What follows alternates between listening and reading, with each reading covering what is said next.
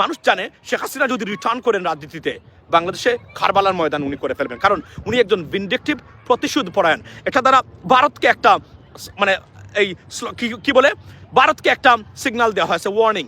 এই আজকে নিষিদ্ধের যতই চাপাচাপি করেন, যতই প্রসেস করেন না কেন, বাংলাদেশে আপনাদের কর্তৃত্ববাদের মৃত্যু ঘটেছে অনেক আগেই। শেখ হাসিনা যেদিন গেছে সেদিন থেকে, এবং এটা আর কখনোই ঘটবে না। আওয়ামী লীগের ভয় দেখিয়ে বিএনপিকে চাপে রাখা হচ্ছে, বিএনপির ভয় দেখিয়ে জামাতকে চাপা রাখা হচ্ছে, আওয়ামী লীগকে চাপা রাখা হচ্ছে। সকলে একত্রিত এখন আওয়ামী লীগকে চাপে রেখে তাদের কার্যক্রম নিষিদ্ধ করে দেওয়া হয়েছে। এভাবে করে করে করে ওরা একটা একটা দলকে ভেঙে ফেলবে, কোণঠাসা করে ফেলবে, নিষিদ্ধর মতো অবস্থা তৈরি করে ফেলবে। জামাতও তার ব্যতিক্রম হবে না। জামাতকে যতটুকু ব্যবহার করা প্রয়োজন ততটুকু তারা ব্যবহার করবে। আসসালামু আলাইকুম দর্শক, আওয়ামী লীগ তো নিষিদ্ধ হলো, তবে এই নিষিদ্ধ হওয়ার কারণে আওয়ামী লীগ যে খুব বেশি ক্ষতিগ্রস্ত হবে না সেই ধরনের কথা আগেই মন্তব্য করেছি। ধরে নিলাম যে আওয়ামী লীগ সত্যি সত্যি ক্ষতিগ্রস্ত হয়েছে, আর কখনো সোজা হয়ে দাঁড়াতে পারবে না। কিন্তু বিএনপির আসলে কি হবে?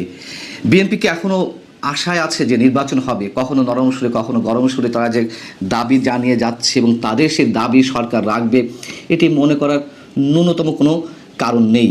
আসসালামু আলাইকুম এভরিওয়ান, কি অবস্থা সবার? আশা করছি সবাই ভালো এবং সুস্থ আছেন। প্রতিদিনের মতো আমি ফারুকি ইউটিউব চ্যানেলের পক্ষ থেকে সোয়াইব আপনাদের সাথে আছি। আপনারা ইতিমধ্যে ভিডিওর কিছু টাইটেল এবং থাম্বনেল এবং কিছু অংশবিশেষ দেখে জানতে পেরে গিয়েছেন ভিডিওটা কতটুকু গুরুত্বপূর্ণ হতে যাচ্ছে। আপনারা সম্পূর্ণ পুরো ভিডিওটি দেখলে বুঝতে পারবেন ভিডিওটা আরও কতটা তথ্যবহুল এবং গুরুত্বপূর্ণ। সো আশা করবো এক মুহূর্ত না টেলে সম্পূর্ণ পুরো ভিডিওটি আপনারা দেখবেন। সম্পূর্ণ ভিডিওটি শুরু করার আগে আপনাদের কাছে একটা অনুরোধ জানিয়ে রাখতে চাই, যারা আমাদের এই ইউটিউব চ্যানেলে এখনও নতুন তারা অবশ্যই সাবস্ক্রাইব করে একটা লাইক দিয়ে পাশে থাকবেন। সো চলুন শুরু করি, লেটস বিগিন। শেখ হাসিনা যেদিন গেছে সেদিন থেকে, এবং এটা আর কখনোই ঘটবে না। কিছুটা সুবিধা পেতে পারেন, এজন্য এখন তারা বিএনপির গণনা হবেন এবং চিরতরে বিএনপির মানে উদ্দেশ্যেই ভারত ঝুঁকবেন, এই বিষয়ে কোনো সন্দেহ নাই। বিএনপির যারা আছেন বি কেয়ারফুল। আজকে আওয়ামী লীগের যারা আছেন তাদের জন্য আমার দুঃখ একটাই, অনেক ভালো মানুষ হয়তো আওয়ামী লীগে ছিলেন, কিন্তু আপনাদের নেত্রীর কারণে আওয়ামী লীগ আজকে ব্যান হলো। দুর্বৃত্তায়ন, ফ্যাসিজম এন্ড ফ্যাসিবাদের কারণে আওয়ামী লীগ আজকে ব্যান। আওয়ামী লীগের মতো ঐতিহ্যবাহী ঐতিহাসিক একটা দল আজকে বাংলাদেশ থেকে ব্যান হলো। এর মধ্য দিয়ে আওয়ামী লীগের মৃত্যু ঘণ্টা বাজলো বাংলাদেশের রাজনীতিতে। তবে আমি একান বলে দিতে চাই, যারা মনে করেন আওয়ামী লীগ আবার ফিরবে, on the basis of my assessment, if things goes like that for next 5 years, Awami League will be nowhere in Bangladesh. I can tell you that. এবং স্বতঃস্ফূর্তভাবে আওয়ামী লীগ আপনার ব্যান হলো। এবং ভারতীয় media, thank you so much, ভারতীয় media প্রত্যেকটা মিডিয়াতে এই রিপোর্টটা এই মুহূর্তে আসছে that Awami League has been banned by the interim government due to the terrorism act or the violation of terrorism law. So অর্থাৎ সন্ত্রাসবাদের কারণে, সন্ত্রাসবাদের এই আপনার আইন ভায়োলেশনের কারণে আওয়ামী লীগ আপনার নিষিদ্ধ হয়েছে। ভারতের প্রত্যেকটা জায়গায় এটা তোলপাড় হয়েছে। Thank you so much Asif. So এটার মধ্য দিয়ে আওয়ামী লীগের মৃত্যু ঘণ্টা বাজলো বাংলাদেশে। And I think this is the end of Awami League in Bangladesh, ladies and gentleman. Because মনে রাখবেন, আওয়ামী লীগ এখান থেকে আর ফিরতে পারবে না। এবং যারা মনে করেন যে বিএনপি ফেসিজম প্রতিষ্ঠা করবে বাংলাদেশে, তারা ভুল। BNP is not a fascist political party. Yes, but BNP could B a foolish and totally foolish or failed political party, but they are not fascist. Fascism BNP কখনোই প্রতিষ্ঠা করতে পারবে না, ওই দলের মানুষই বিএনপিতে নাই, মনে রাখবেন এই জিনিসটা। এখন আপনারা যারা অনেকেই খুশি হয়েছেন যে আওয়ামী লীগ ব্যান হয়েছে, গণমানুষের দাবি ছিল, আমি ক্যাম্পেইন করি নাই আওয়ামী লীগ নিষিদ্ধ করার জন্য, সত্য কথা বলতে গেলে, বাট আওয়ামী লীগ নিষিদ্ধ, বিশেষ করে শেখ হাসিনাকে, আওয়ামী লীগের যারা মানুষ আছেন আজকে শেখ হাসিনাকে ধিক্কার দেন। এই মহিলা ভারতে বসে সে যদি তার মুখটা বন্ধ রাখতে পারতো তাহলে 32 নম্বর বাঙ্গা হতো না, আওয়ামী লীগ আজকে হয়তো বা নিষিদ্ধের এই প্রক্রিয়াতে মানে হতো না। কেননা যারা আওয়ামী লীগকে নিষিদ্ধের পক্ষে বর্তমানে সাধারণ বাংলাদেশের মানুষ আছেন, তারা মনে করেন শেখ হাসিনা যদি আবার ক্ষমতায় আসেন, এসে আবার সেই স্লটারিং জবাই করা বাংলাদেশকে একটা গুরুস্থান, কারবালার মাঠ বা ময়দান হিসাবে প্রতিষ্ঠা করবে। এই বই থেকেই সাধারণত মানে বাংলাদেশের মানুষ এই মুহূর্তে আওয়ামী লীগকে নিষিদ্ধের পক্ষে অবস্থান নিয়েছিলেন। এবং আমি মনে করি 80% মানুষ ডাইরেক্টলি মানে সমর্থন দিয়েছেন আওয়ামী লীগ নিষিদ্ধ করার এই প্রক্রিয়ায়। Ladies and gentleman, Awami League has been banned. এবং এই যুদ্ধের আমি যে থাম্বনেলটাও চেঞ্জ করি নাই, কারণ এটা আমার সময় থাকে নাই, এই জন্য আমি আপনাদেরকে বলি, যারা যুগ দিলেন এই মাত্র আওয়ামী লীগ ব্যান্ড হয়েছে, the future of Awami League has been destroyed.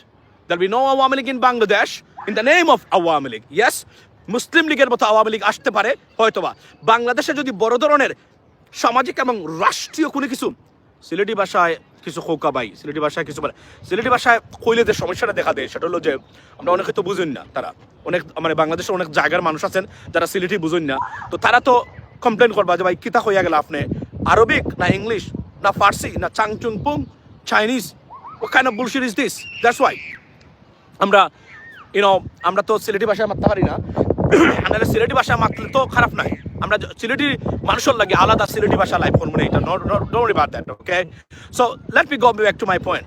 So Awami League band, বাংলাদেশের মানুষ প্রমাণ করেছে আপনি যত বড় শক্তিশালী হন না কেন, people's power is ultimately superior. There is no power greater than people's power. জনগণের ক্ষমতা, জনগণের পাওয়ারের উপরে পৃথিবীতে কোনো পাওয়ার নেই, সেটা প্রমাণ হয়েছে, এবং that was well established in Bangladesh, ladies and gentleman. So Awami League গণ শেখ হাসিনার দাম্ভিকতা চূর্ণ বিচূর্ণ করে দিয়ে, ফ্যাসিজমকে পিষ্ট করে দিয়ে বাংলাদেশে আওয়ামী লীগকে ব্যান করে দিয়েছেন। শেখ হাসিনা আপনাকে পরামর্শ দিয়েছিলাম, পরামর্শ শুনেন নাই, আপনি গুরুত্ব দেন নাই। আপনাকে বলেছিলাম আপনি একজন রাষ্ট্র লেভেলের রাজনীতিবিদ, আর না হলে আপনি suppose to be a queen of Bangladesh. Now you are what?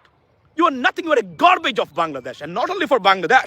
Bangla একটি প্রবাদ আছে, 2 দিনের বৈরাগী ভাতের কয় অন্ন। আমাদের যে এখন তত্ত্ব উপদেষ্টা আছে মাহফুজ আলম, তিনি এক এক সময় এক এক স্ট্যাটাস দেয়, কিন্তু আলোচনায় থাকে না। গতকালকে তিনি যে স্ট্যাটাস দিয়েছেন সেটা খুবই আলোচনায় এসেছে। তাদের লক্ষ্য কি? তাদের লক্ষ্য কি বাংলাদেশের মধ্যে খেলাফত প্রতিষ্ঠা করা? কেন এটা আমার মনে হচ্ছে সেটা আপনাদের সাথে আলোচনা করছি। আপনারা সম্পূর্ণ ভিডিওটি দেখবেন, তখন ক্লিয়ার হয়ে যাবেন। সে অনেক আগে থেকেই তার বিভিন্ন ভিডিও আপনারা লক্ষ্য করলে দেখতে পাবেন তার মধ্যে একটা খেলাফত ভাব রয়েছে তার কথাই, এবং সে যে হিজবুত তাহরির একজন এজেন্ট এবং হিজবুত তাহরির লোক, এটা অনেকেই রিভিল করেছে এবং অনেকেই জানতো। ইদানিং এই বিষয়গুলা নিয়ে এখন আর তেমন কোনো আলোচনা হয় না। সে যে জামাতের লোক না, সে যে জামাত করে না, সেটা 100% সত্য, এবং সে ইসলামিক মাইন্ডের, সেটাও সত্য। দ্বিতীয় কথা হচ্ছে সে তার স্ট্যাটাসে কি লিখেছে। সে তার স্ট্যাটাসের প্রথম খণ্ডে বুঝাতে চেয়েছে 1971 সালে জামাত মানবতা বিরোধী কাজ করেছে, যারা হত্যাকারী ছিল, ধর্ষণকারী ছিল, তাদেরকে সাহায্য করেছে।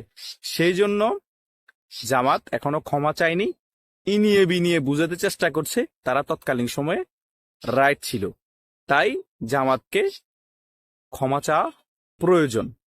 আবার পাকিস্তানের কথা বলেছে যে পাকিস্তান ক্ষমা চেয়েছিল আরো আগে এবং এখনো ক্ষমা চাওয়ার জন্য তারা প্রস্তুত। তবুও আমরা পাকিস্তানপন্থী যাতে না হয়। এবং দ্বিতীয় পার্টে সে কি লিখেছে? দ্বিতীয় পার্টে সে লিখেছে মুজিববাদী আওয়ামী লীগ এবং বামদের এই বাংলাদেশের ঠাঁই নেই এবং তাদের রক্ষা নাই। তারা এখনো মুজিববাদী আওয়ামী লীগের দালালি করে যাচ্ছে, তাদের রক্ষা নাই। তারা এখনো বাংলাদেশে মুজিববাদী ধারণা বিশ্বাস করে। এই সকল কিছু কেন সে কালকে বলে আলোচনায় এসেছে, তার মেইন কারণ হচ্ছে জামাতে ইসলাম এবং অন্যান্য ইসলামিক দলকে ব্যবহার করে এবং বিএনপির মৌন সমর্থন নিয়ে, ডাইরেক্ট না নিল বিএনপির কিছু অংশের সমর্থন নিয়ে আওয়ামী লীগের কার্যক্রম এই বাংলাদেশ অন্তর্বর্তীকালীনের যারা উপদেষ্টা আছে তারা নিষিদ্ধ করে। যদি এই ধারা অব্যাহত থাকে, যে দৃষ্টান্ত আমাদের সামনে একের পর এক উপস্থাপিত হচ্ছে, যে এনসিপি জাতীয় নাগরিক পার্টি বা সাবেক ছাত্র সমন্বয়করা যে দাবি তুলছে, এক ধরনের উত্তেজনা সৃষ্টি করে, কোথাও কোথাও মবের সৃষ্টি করে, সরকার সেগুলোই করছে, সেগুলোই মেনে নিচ্ছে। এবং এগুলো তো স্পষ্ট যে তাদের মধ্যে একটা পর্দার আড়ালে যেই সমঝোতাগুলো আছে, কিংবা তারা মিলেমিশেই সরকার চালাচ্ছে, সেই জায়গা থেকে একটা প্লট নির্মাণ করার মাধ্যমে প্রতিটি প্লট নির্মাণ করার মাধ্যমে এক একটা দাবি মেনে নেওয়া হচ্ছে। যদিও আমরা দেখেছি যে এর আগে রাষ্ট্রপতিকে অপসারণের যে দাবি, সেখানে বিএনপির আপত্তি ছিল, নতুন করে সাংবিধানিক সংকটের সৃষ্টি হবে, সেটি হয়নি। তবে আমার মনে হয় এখন সেদিকেই যাচ্ছে, রাষ্ট্রপতির অপসারণের দাবি করবে। পরবর্তীতে হয়তো তাদের যে দাবি বিপ্লবী সরকার গঠন করা, সেটি তারা করতে পারে, এবং তার মধ্য দিয়ে তাদের যে সুপ্ত আকাঙ্ক্ষা, সুপ্ত ঠিক নয়, প্রকাশ্য আকাঙ্ক্ষা যে এক্সিস্টিং সংবিধান ছুঁড়ে ফেলা, বিপ্লবী সরকার গঠন হলে সেই সংবিধানের আর অস্তিত্ব থাকবে না। এমন সব দিকেই সম্ভবত যাচ্ছে আপাত দৃষ্টিতে, যা কিছু হচ্ছে সেদিক থেকে বিবেচনা করলে। বাস্তবতা হচ্ছে টালমাটাল অবস্থার মধ্যে বাংলাদেশ। আন্তর্জাতিক যে রাজনীতি, আন্তর্জাতিক রাজনীতিকে কেন্দ্র করে যে ভূ রাজনীতির খেলা, সেই সব বিবেচনা নিলে আমরা খুব সহজেই কোনো কিছু প্রেডিক্ট করতে পারি না। কখন কি হচ্ছে, কখন কোন দিকে নাটকীয় মোড় নিচ্ছে, ক্ষণে ক্ষণে হাওয়া বদল হচ্ছে, মানুষের হিসাব করাটা, সমীকরণ মেলানোটা খুব কষ্টসাধ্য হয়ে উঠেছে। আমরা আওয়ামী লীগ নিষিদ্ধের বেলা দেখলাম যে বিএনপির যে অস্পষ্টতা, তারা তাদের রাজনীতির জায়গায় হয়তো ঠিক ছিল যে সাপও মারবে লাঠিও ভাঙবে না। এদিকে তারা চাইছে না যে একটা বৃহত্তর রাজনৈতিক দল হিসেবে আরেকটি বৃহত্তর রাজনৈতিক দলকে একেবারে নিশ্চিহ্ন করে ফেলতে, নির্মূল করে ফেলতে।